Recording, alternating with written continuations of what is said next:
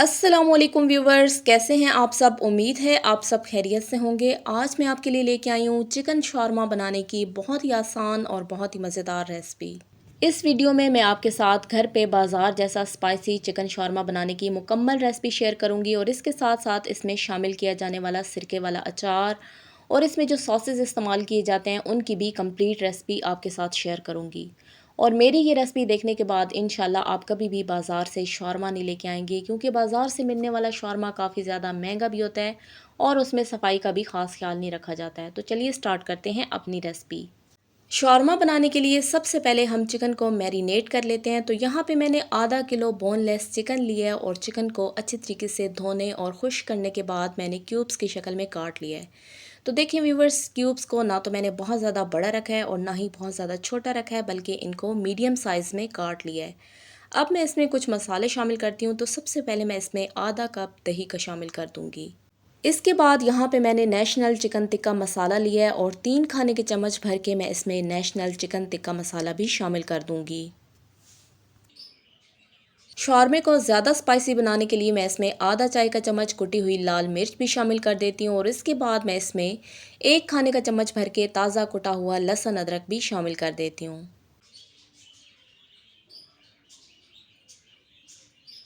अब मैं सारी चीज़ों को अच्छे तरीके से मिक्स कर लेती हूँ और मिक्स करने के बाद मैं इसे 2 से 3 घंटे के लिए फ्रिज में रख दूँगी, ताकि चिकन की मैरिनेशन अच्छे तरीके से हो जाए। इसके अंदर मसाले भी बहुत ही अच्छे तरीके से जज़्ब हो जाएं और बहुत ही मज़ेदार, चटपटा और जूसी हमारा ये चिकन बन के तैयार हो। चिकन की मैरिनेशन होने के बाद अब हम फिलिंग को तैयार कर लेते हैं। तो उसके लिए यहाँ पे मैंने एक पैन लिया और उसमें मैं 4 से 5 खाने के चम्मच कुकिंग ऑयल के शामिल कर देती हूँ और इसके बाद मैं इसमें मैरिनेट किया हुआ चिकन शामिल कर देती हूँ। 3 घंटे के लिए मैंने चिकन को फ्रिज में रखा था और देखें व्यूवर्स, माशाल्लाह से इसकी मैरिनेशन अच्छे तरीके से हो चुकी है। अब मैं सारी चीज़ों को अच्छे तरीके से मिक्स कर लेती हूँ और 5 से 6 मिनट के लिए आपने चिकन को अच्छे तरीके से फ्राई करना है, ताकि इसके अंदर जितने हमने मसाले डाले हैं और दही डाला है वो भी अच्छे तरीके से भून जाएं और चिकन का कच्चापन भी ख़त्म हो जाए। 5 से 6 मिनट के लिए मैंने चिकन को मीडियम फ्लेम पे पकाया और देखें व्यूवर्स, इसने काफ़ी ज़्यादा पानी छोड़ दिया था। अब ये पानी तकरीबन खुश्क हो चुका है। तो आपने इस पानी को कम्प्लीटली खुश्क नहीं करना है, बल्कि मैं इसे कवर कर दूंगी और इसी पानी के अंदर चिकन अच्छे तरीके से गल जाएगा। तो मैं इसे कवर करके 4 से 5 मिनट के लिए दम पे छोड़ देती हूँ। फ्लेम को आपने बिल्कुल लो कर देना है। 5 मिनट के लिए मैंने चिकन को दम पे रखा था। अब हम इसे चेक कर लेते हैं। तो देखिए व्यूवर्स, इसके अंदर जितना भी पानी था वो सारा अच्छे तरीके से खुश्क हो चुका है और चिकन भी अभी हम चेक कर लेते हैं कि किस हद तक गल चुका है। तो देखें व्यूवर्स, चिकन भी अच्छे तरीके से गल चुका है। अब मैं इसे कवर करके साइड पे कर देती हूँ। फिलिंग के लिए हमारा चिकन बिल्कुल तैयार हो चुका है। अब हम नेक्स्ट स्टेप की तरफ चलते हैं। बाज़ार से जब भी हम शौरमा लेके आते हैं तो लाज़मी उसमें खीरे और गाजर का अचार होता है। तो वो किस तरीके से बनाया जाता है अभी मैं आपको ये बताने वाली हूँ। तो ये अचार तैयार करने के लिए यहाँ पे मैंने खीरे और गाजर को इस तरीके से लंबाई की शक्ल में काट लिया है और इसके साथ ही मैंने प्याज़ों को भी बारीक लच्छे की शक्ल में काट लिया है। अब सबसे पहले मैं इसमें 4 से 5 खाने के चम्मच सिरके के शामिल कर देती हूँ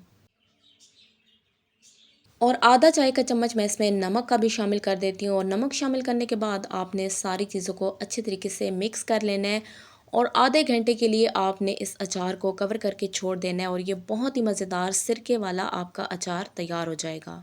अचार तैयार करने के बाद अब यहाँ पे मैंने बारीक कटी हुई बंद गोभी भी ले लिया और ये भी हम लाजमी शौरमे में शामिल करेंगे, क्योंकि बाज़ार वाले भी शौरमे में बंद गोभी का इस्तेमाल करते हैं। अचार तैयार करने के बाद अब हम शौरमा के सॉसेस तैयार कर लेते हैं, यानी कि रेड चिली सॉस और वाइट सॉस।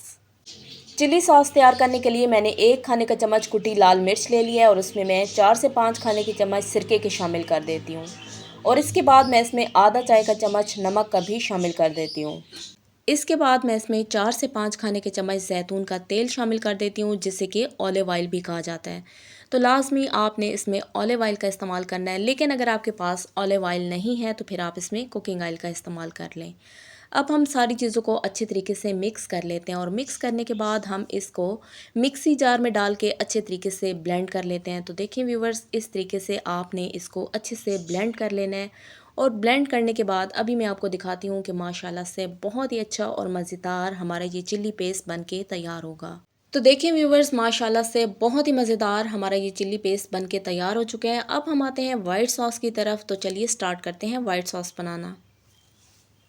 वाइट सॉस बनाने के लिए यहाँ पे मैंने एक ब्लेंडर लिया और उसमें मैं 1 कप भर के कुकिंग ऑयल का शामिल कर देती हूँ। तो ऑयल को आपने अच्छे तरीके से ठंडा कर लेना है। इतना आपने इसको ठंडा करना है कि ये फ्रीज़ होने के करीब हो लेकिन फ्रीज़ ना हो। अब मैं ऑयल को अच्छे तरीके से ब्लेंड कर लेती हूँ। 2 से 3 मिनट के लिए आपने वक्फे वक्फे से इसको ब्लेंड करना है। और माशाल्लाह से ये देखिए व्यूवर्स, ऑयल हमारा अच्छे तरीके से ब्लेंड हो चुका है और इसका देखिए कैसा क्रीमी सा टेक्सचर हो गया है।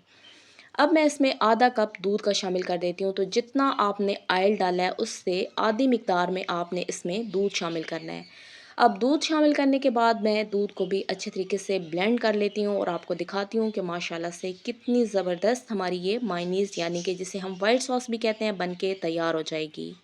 दूध और ऑयल को अच्छे तरीके से मिक्स करने के बाद अब मैं इसमें 3 जवे लहसुन के शामिल कर देती हूँ। 1 खाने का चम्मच चीनी, आधा चाय का चम्मच पिसी हुई काली मिर्च और 1/4 चाय का चम्मच मैं इसमें नमक का भी शामिल कर देती हूँ। इसके बाद 2 खाने के चम्मच मैं इसमें सिरके के शामिल कर देती हूँ और सिरका शामिल करने के बाद अब मैं सारी चीज़ों को अच्छे तरीके से ब्लेंड कर लेती हूँ। और ब्लेंड करने के बाद आप देखेंगे कि माशाल्लाह से बहुत ही अच्छी और मज़ेदार हमारी ये वाइट सॉस तैयार हो जाएगी। सारी चीज़ों को मैंने अच्छे तरीके से ब्लेंड कर लिया और देखें व्यूवर्स, माशाल्लाह से बहुत ही मज़ेदार हमारी ये वाइट सॉस बन के तैयार हो चुकी है। अब हम इसको निकाल लेते हैं और इसको साइड पे कर देते हैं और चलते हैं नेक्स्ट स्टेप की तरफ।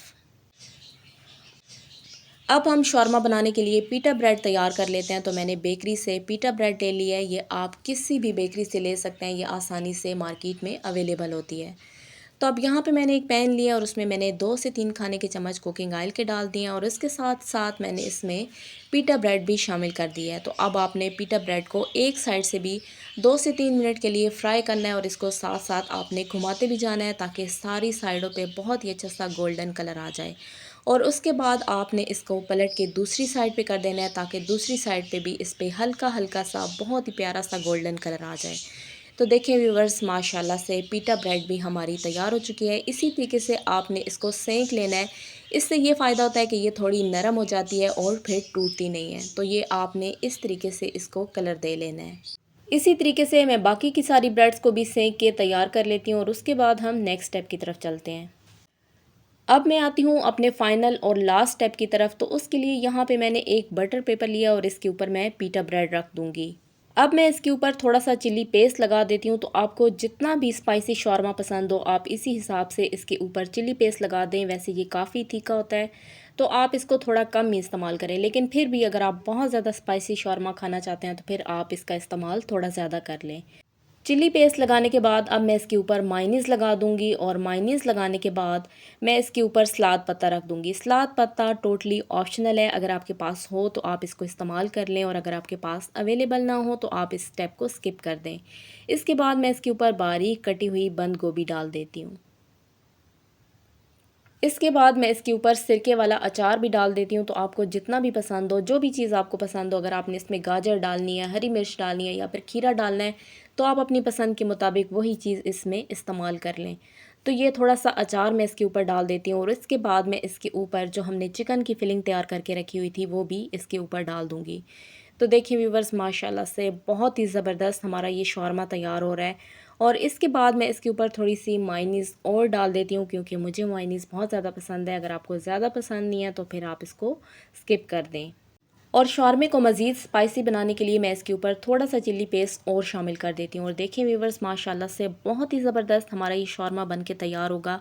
अब हम इसकी रैपिंग की तरफ तो आते हैं। तो आपने इस तरीके से दोनों किनारों को उठा के इस तरीके से फ़ोल्ड कर देना है और उसके बाद आपने इसके ऊपर बटर पेपर को पहले एक साइड से फ़ोल्ड कर देना है और उसके बाद आपने दूसरी साइड से भी इसको अच्छी तरीके से रैप कर देना है। अगर आपको बटर पेपर से रैप करना मुश्किल लगता हो तो फिर आप इसको टूथपिक लगा के भी आपस में कंबाइन कर सकते हैं, जो कि बहुत ही आसान है। तो देखिए व्यूवर्स, माशाल्लाह से बहुत ही मज़ेदार और चटपटा हमारा ये एक शौरमा बन के तैयार हो चुका है। इसी तरीके से मैं बाकी के सारे शौरमे भी तैयार कर लेती हूँ। अभी रमज़ान चल रहा है और रमज़ान में आप इस रेसिपी को घर पे ज़रूर ट्राई कीजिएगा। यकीनन आपको, आपके घर वालों को और बच्चों को बहुत ज़्यादा पसंद आएंगे।